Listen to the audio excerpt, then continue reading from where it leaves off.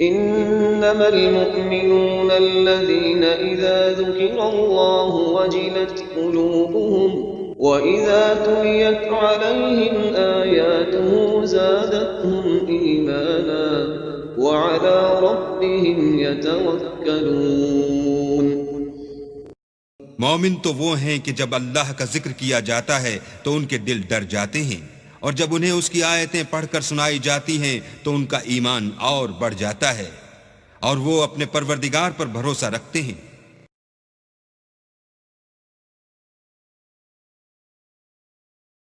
اعوذ باللہ من الشیطان الرجیم، پناہ مانگتا ہوں میں اللہ کی شیطان مردود سے۔ بسم اللہ الرحمن الرحیم، شروع اللہ کے نام سے جو بڑا مہربان نہایت رحم والا ہے۔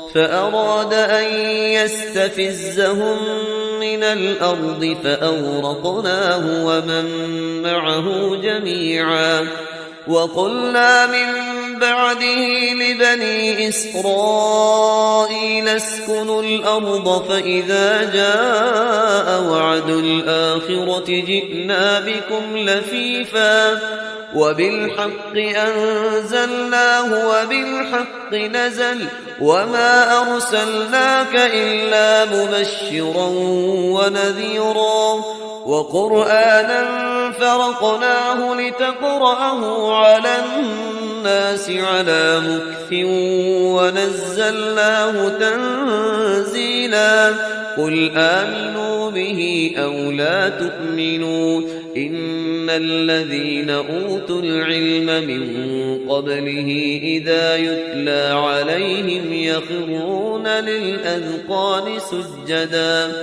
ويقولون سبحان ربنا إن كان وعد ربنا لمفعولا ويخرون للأذقان يبكون ويزيدهم خشوعا قل ادعوا الله أو ادعوا الرحمن أيما تدعوا فله الأسماء الحسنى ولا تجهر بصلاتك ولا تخافت بها وابتغ بين ذلك سبيلا وقل الحمد لله الذي لم يتخذ ولدا ولم يكن له شريك في الملك ولم يكن له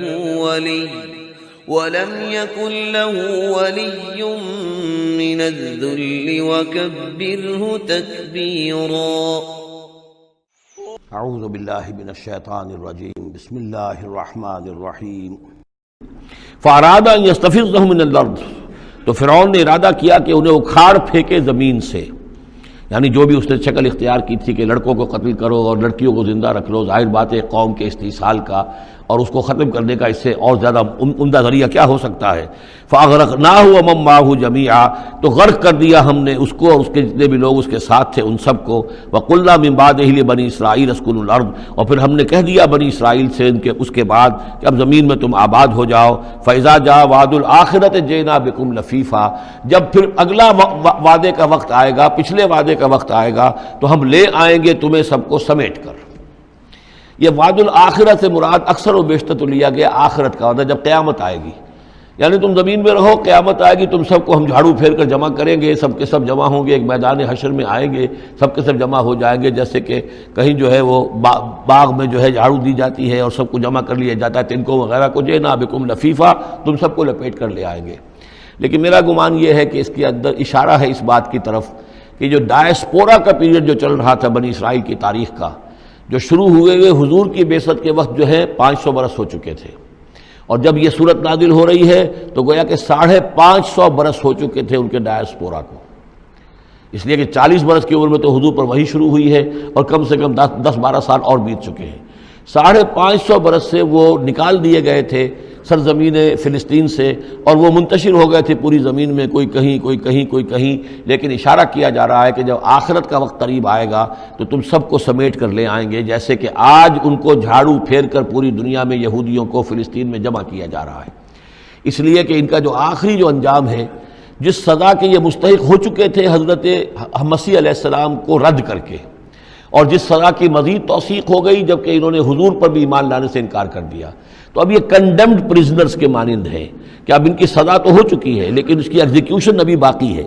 وہ ایگزیکیوشن جو ہے ان قریب وہ وقت آنے والا ہے کہ جب ان کی ایگزیکیوشن ہوگی، اور ظاہر بات ہے پوری دنیا میں پھیلے ہوئوں کے لیے وہ ایگزیکیوشن جو ہے اس کے بجائے بہتر شکل یہ کہ ان کو سمیٹ کر لے آیا جائے۔ تو در حقیقت یہ گریٹر اسرائیل کا قیام جو بھی ہو رہا ہے، اسرائیل تو قائم ہو گیا ہے اور عین ممکن ہے کہ گریٹر اسرائیل بھی قائم ہو جائے جیسا کہ ان کا نقشہ ہے، لیکن یہ کہ وہ ان کا گریٹر گریو یارڈ بنے گا، پھر بالآخر حضرت مسیح ہی زمین پر دوبارہ نازل کیے جائیں گے اور انہی کے ذریعے سے اس قوم کی ہلاکت ہوگی آخری۔ تو جب وہ وقت آئے گا قیامت کے وعدے کا تو پھر ہم تمہیں لے آئیں گے سمیٹ کر، پوری دنیا میں سے جھاڑو پھیر کر تمہیں سب کو ایک جگہ جمع کر لیں گے۔ واللہ عالم۔ اب اس کے بعد پھر اس سورہ مبارکہ کی آخری آیات میں قرآن مجید کا تذکرہ جو ہے بڑے شاندار الفاظ میں ہے۔ وَبِالْحَقِّ أَنزَلْنَاهُ وَبِالْحَقِّ نَزَلَ۔ اس کو تو جب تک اس طرح زور دے کر نہ پڑھا جائے تو اس کا جو اصل جو ہے اس کا اثر وہ ظاہر نہیں ہوتا۔ اس قرآن کو ہم نے حق کے ساتھ نازل کیا ہے اور یہ حق کے ساتھ نازل ہوا ہے۔ یہ بالکل ایسے ہی ہے جیسے کہ سورۃ طارق میں ہے وَمَا هُوَ بِالْحَزْلِ إِنَّهُ لَقَوْلٌ فَصْلٌ وَمَا هُوَ بِالْحَزْلِ۔ یہ قرآن اب قول فیصل بن کر نازل ہوا ہے، جیسے کہ حضور نے فرمایا، حضرت عمر رضی اللہ تعالیٰ عنہ راوی ہے، ان اللہ یرفع بہذا الکتاب اقواما ویضع بہ آخرین۔ اب اللہ تعالیٰ اسی کتاب کی بدولت قوموں کو اٹھائے گا، مسلمانوں کو اٹھایا، عروج پر پہنچایا، اور اب ہم مسلمانوں نے اسے ترک کر دیا تو ہمیں زمین پر گرا دیا ہے۔ خار از محجوری قرآن شدی، شکوہ سنجے گردش دوران شدی، اے چو شبنم برزمی افتندئی در بغل داری کتاب زندگی۔ وبالحق انزلناہ وبالحق نزل وما ارسلناک الا مبشرا ونذیرا۔ اور اے نبی ہم نے نہیں بھیجا ہے آپ کو مگر بشارت دینے والا اور نذیر بنا کر، خبردار کرنے والا۔ وقرآنا فرقناہ، اور یہ قرآن جو ہے اس نے ہم نے ٹکڑے ٹکڑے کر کے بھیجا ہے، تھوڑا تھوڑا کر کے بھیجا ہے، ایک دم پورا نہیں اتار دیا ہے۔ لتقرأوا علی الناس علی مکث، تاکہ آپ یہ پڑھیں لوگوں پر، لوگوں کو سنائیں پڑھ کر ٹھہر ٹھہر کر، حالات کے مطابق، جن حالات سے کہ آپ کی دعوت اور تحریک گزر رہی ہو اسی کی مناسبت سے آیات نازل ہوں۔ سابقہ رسولوں کے حالات میں سے بھی جو واقعات کے اس دور کے ساتھ مناسبت رکھنے والے ہیں انہی کا تذکرہ کیا جائے۔ وَنَزَّلْنَاهُ تَنزِيلًا، اور ہم نے اس کو اتارا ہے تھوڑا تھوڑا کر کے۔ قُلْ آمِنُوا بِهِ أَوْ لَا تُؤْمِنُوا، اے نبی کہہ دیجئے تم اس پر ایمان لاؤ خواہ نہ لاؤ۔ ان الذین اوتوا العلم من قبلہ، یقیناً وہ لوگ جنہیں اس سے پہلے علم دیا گیا تھا، اذا یتلی علیہم، جب یہ قرآن ان کو پڑھ کر سنایا جاتا ہے، یخرون للاذقان سجدا، تو وہ اپنی ایڑیوں کے، اپنی ٹھوڑیوں کے بل سجدے میں گر پڑتے ہیں۔ ویقولون، اور کہتے ہیں سبحان ربنا، یہ یقیناً ہوں گے جب قرآن یہ کہہ رہا ہے تو یہود کے علماء میں سے اس وقت جب تک کہ براہ راست جو کنفرنٹیشن نہیں ہوئی تھی، حضور ابھی مدینے نہیں آئے تھے، دور دور سے خبریں آ رہی تھیں، تو بعض لوگ ہوں گے کہ جو دل کے اندر ان کے یہ نیکی کے جذبات جو ہیں وقتی طور پر اٹھے ابھرے، اور انہوں نے قرآن مجید کو پہچان کر پھر یہ کہ وہ سجدے میں گرے اللہ کے سامنے۔ وَيَقُولُونَ سُبْحَانَ رَبِّنَا إِن كَانَ وَعْدُ رَبِّنَا لَمَفْعُولًا، اور وہ کہتے ہیں پاک ہے ہمارا رب، اور یقیناً ہمارے رب کا وعدہ تو پورا ہو کر رہنا ہی تھا۔ اللہ کا تو وعدہ تھا، اللہ نے کہا تھا کہ ایک آخری نبی میں بھیجوں گا، اللہ نے کہا تھا اس کے منہ میں اپنا کلام ڈالوں گا۔ یہ کتاب استثناء جو ہے ڈیٹرانومی، اس کا باب جو ہے 18، اس کی 18 اور 19ویں آیات کے اندر ہے کہ میں ان کے بھائیوں میں سے اے موسیٰ تیرے مانند ایک نبی اٹھاؤں گا، ان کے بھائیوں میں سے، بنی اسرائیل کے بھائی بنی اسماعیل، ان میں سے تیرے مانند ایک نبی اٹھاؤں گا اور اس کے منہ میں اپنا کلام ڈالوں گا، اور وہ لوگوں سے وہی کچھ کہے گا کہ جو میں اسے بتاؤں گا۔ اب اس کی مصداق آ گیا، ان کان وعد ربنا لمفعولا، یقیناً ہمارے رب کا وعدہ تو پورا ہونا ہی تھا۔ وَيَخِرُّونَ لِلْأَذْقَانِ يَبْكُونَ، اور وہ گر پڑتے ہیں اپنی ٹھوڑیوں کے بل روتے ہوئے۔ وَيَزِيدُهُمْ خُشُوعًا، اور ان کے اندر خشوع اور خضوع کے اندر اضافہ ہو جاتا ہے۔ آیت سجدہ ہے، سجدہ کر لیجئے۔ کہ عظیم خزانے ہیں معرفت خداوندی کے اور توحید ربانی کے۔ اسی طرح کی 2 آیات آئیں گی سورہ کہف کے آخر میں۔ قُلِ ادعوا اللَّهَ أَوِ ادعوا الرَّحْمَٰنَ، کہو کہ چاہے اللہ کہہ کر پکار لو اور چاہے رحمان کہہ کر پکار لو۔ ایما تدعو، جس سے تم پکارو، فلہ الاسماء الحسنی، یہ جان لو کہ تمام اچھے نام اسی کے ہیں، ہر خیر، ہر خوبی، ہر بلائی، ہر حسن، ہر کمال، ہر جمال، جو بھی تم تصور کر سکتے ہو، any good, any beauty, any perfection, جس چیز کا تصور کرو وہ اللہ کی ذات میں بتمام و کمال موجود ہے۔ فللہ الاسماء الحسنی۔ قل ادعوا اللہ عبد الرحمن ایما تدعوا فلہ الاسماء الحسنی ولا تجہر بصلاتک ولا تخافت بہا. اور جب اس سے تم سرگوشی کیا کرو، مناجات کیا کرو نماز پہ، تو نہ تو اپنی آواز بہت پست رکھو اور نہ ہی اس کو بہت زیادہ بلند کرو. وابتغ بین ذالک سبیلا، بلکہ اس کے بین ایک روش اختیار کرو. آخری آیت جو ہے یہ یوں سمجھیے کہ اپنے مضمون کی مناسبت کے اعتبار سے تو واقعتاً یہ ہے کہ یہ سورہ اخلاص کے تقریباً ہم وزن آیت ہے. 5 انداز سے اس میں اللہ تعالیٰ کی توحید اور عظمت کا بیان ہے ایک آیت میں. قل الحمدللہ، کہیے کل حمد، کل شکر اللہ کے لیے. الذی لم یتخذ ولدا، دوسری بات جس نے کہ کسی کو اپنی اولاد نہیں بنایا، نہ بیٹا نہ بیٹی. لم یلد ولم یولد، سورہ اخلاص. ولم یکن لہ شریک فی الملک، نمبر 3 اس کا کوئی ساجی نہیں ہے بادشاہی میں، تنہا مالک ہے، مالک الملک، کوئی اختیار کسی کے پاس نہیں ہے.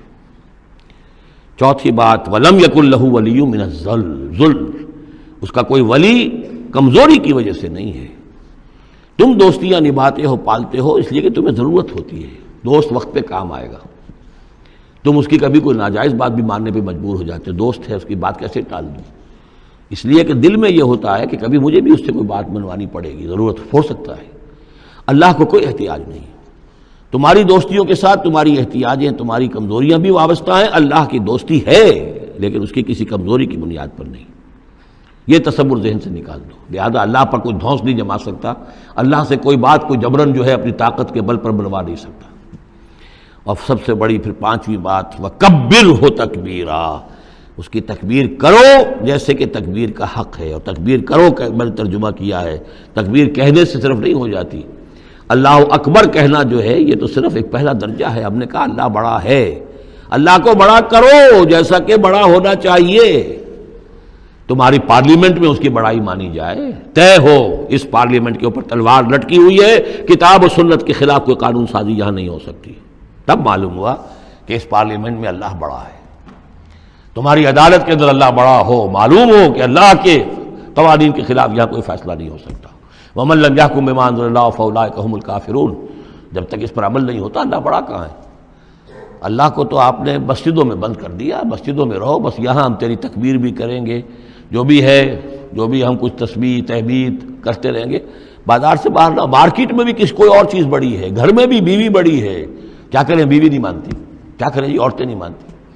بات تو واقعی غلط ہے، آپ جو کہہ رہے ہیں بات صحیح ہے، لیکن کیا کریں عورتیں نہیں مانتی. کون بڑا ہے؟ بڑا تو پھر اللہ نہیں ہے. کبر ہو تکبیرا، اسے بڑا کرو جیسے کہ بڑا کرنے کا حق ہے. تو یہ 5 اسلوب ہیں اس میں کہ جو توحید کے بیان ہوئے ہیں.